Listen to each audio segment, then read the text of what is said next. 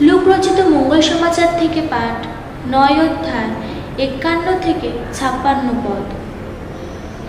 যিশুর তখন স্বর্গে উন্নীত হওয়ার সময় এগিয়ে আসছে। সেই সময় তিনি দৃঢ় সংকল্প নিয়ে জেরুসালেমের পথে যাত্রা করলেন। তার আগে তিনি কয়েকজন দূতকে পাঠিয়ে দিলেন।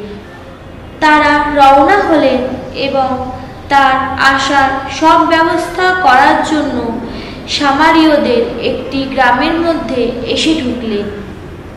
কিন্তু যিশু জেরুসালেমের পথেই চলেছেন বলে গ্রামবাসীরা তাকে গ্রহণ করতে চাইল না। তা দেখে যিশুর শিষ্য যাকব আর যোহন বলে উঠলেন, প্রভু, আপনি কি চান? আমরা স্বর্গ থেকে জ্বলন্ত আগুন ডেকে আনি আর ওদের পুড়িয়ে দিই? কিন্তু যিশু তাদের দিকে ফিরে ধমক দিলেন। তখন তারা সকলে আরেকটি গ্রামের দিকে রওনা হলেন। প্রভুর বাণী।